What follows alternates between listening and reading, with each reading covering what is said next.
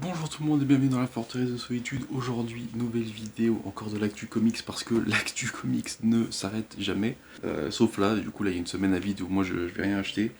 On va parler avec du retard du tome 3 de Superman Dark Prophecy qui, d'ailleurs ça je l'avais pas vu, mais il y a marqué série complète en 3 tomes, puisque la suite de ça c'est DC KO qui arrive le mois prochain en avril. Donc sans doute que Superman aura un changement de titre, mais sans changement d'équipe, puisque ce sera toujours Joshua Williamson et Dan Mora qui continuent la série en VO.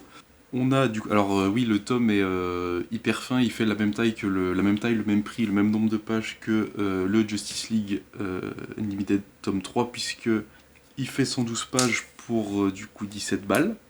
Et dedans on a les épisodes Superman du coup 28 à 30 et le Justice League The Omega Act Spécial 1. Et tout ça en fait c'est ce qui se passe en parallèle du tome 3 de Justice League, puisque là-dedans on a déjà on a de l'édito pour résumer les tomes d'avant. On va avoir du coup la Légion de Darkseid qui va se ramener, vu que ça a été teasé à la fin du tome 2 de Superman. Et bon, déjà il y a un truc qui bouge pas, c'est Dan Mora qui est toujours au top. Ça c'est super. On a en plus une petite ref là au groupe qu'il y a dans le film de James Gunn avec les Mighty Crabjoys. Donc Dan Mora fait une petite ref, etc. Mais hop, la version corrompue du coup de la Légion des super-héros va se ramener pour se foutre sur la gueule avec Superman. Et tout ça va amener à ce qu'on a vu dans la fin du tome 3 de Justice League Unlimited. Si vous l'avez pas lu, ça spoil, mais du coup on retrouve Booster Gold, hop, qui du coup est ramené dans la timeline normale, et du coup ça va du coup déboucher sur le DC KO, sachant que là-dedans on a, alors ça c'est la fin du premier épisode, du coup c'est pas vraiment un spoil, mais on a Superboy Prime qui se ramène dans la continuité et qui va aider Superman dans son voyage dans le futur encore pour se taper avec les légionnaires, sachant que du coup Superboy Prime en fait c'est un Clark Kent de notre Terre qui du coup a lu des comics et connaît l'histoire. Du coup c'est pour ça qu'il y a des trucs méta, genre le truc en bas où il est en mode si tu veux connaître la suite tourne les pages, parce que c'est un lecteur de comics aussi. Donc ça, y a pas besoin de, enfin y a pas besoin. Si jamais ça vous choque, ça vous surprend machin, c'est tout à fait normal. C'est parce que c'est aussi un lecteur de comics, donc il va faire des références méta. De toute façon, il n'y a pas grand chose d'autre à dire. Alors, le scénario, c'est entièrement Joshua Williamson. On a du Dan Mora et du Yasmine Putri et Sian Tormé. Putain, j'ai du mal. Yasmine Putri, du coup, qui a dessiné notamment les Dark Knight of Steel, que j'ai lu mais que j'ai pas, mais j'ai le All Winter, que j'ai toujours pas lu d'ailleurs. Qui, alors, si vous connaissez pas le dessin de Yasmine Putri, c'est vraiment très beau. Ça ressemble à ça.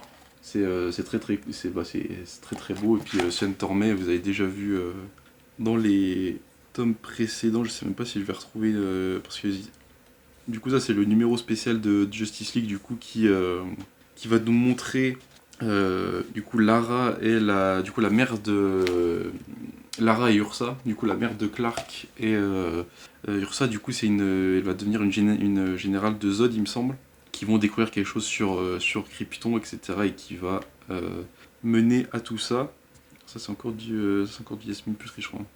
Après, le fait que j'arrive pas à discerner les deux, c'est que ils ont bien choisi les dessinateurs pour le numéro spécial, donc c'est plutôt cool. Forcément, c'est un tome 3. C'est la fin de la série, du coup. Je pensais que ça allait être plus long, mais non. Mais du coup, sachant que d'ailleurs, ça, c'est une cover de DC KO. C'est la cover numéro 1 de Jim Lee, je crois. Ouais, Jim Lee, Alex Sinclair, DC KO numéro 1. Bon, je sais pas si vous verrez, mais c'est là. Du coup, c'est vraiment jusqu'au bout, c'est une cover de DC KO, vu que la suite, c'est le tome 1 de DC KO qui sort le 24 avril. Je crois que c'est ça, c'est 24 avril, après c'est en mai et en juin, c'est un par mois, ça va aller très très vite. On a le Batman Prime avec la variante CSA, j'ai déjà précommandé, hein. Elle est magnifique. La série de Jorge Jiménez, McFraction au scénario, qui a priori devrait faire 12 numéros, donc 2 tomes. Enfin, en tout cas, c'est le nombre de numéros qu'a signé Matt Fraction, donc on verra. Mais voilà, bon, de toute façon c'est un tome 3, donc si vous voulez lire DCKO, faut acheter ça, vu que c'est clairement un prélude avec le tome 3 de Justice League. De toute façon, le nom du tome, c'est l'avènement du chaos, donc il faut aller dessus.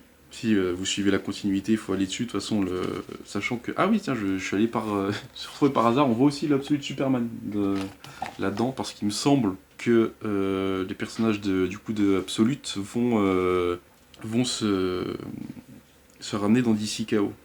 Alors je sais pas à quelle échelle, vu que je lis pas la VO, mais ils seront dans l'arène.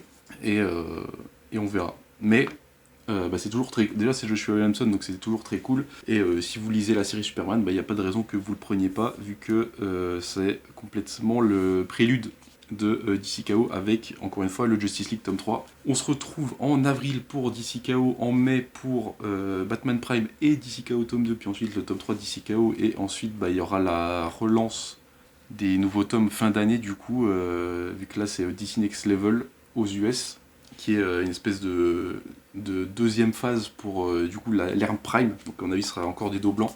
Mais on se retrouve le mois prochain pour le début du chaos. Et moi je vous dis à la prochaine. N'oubliez jamais de lire sans concession. Ciao!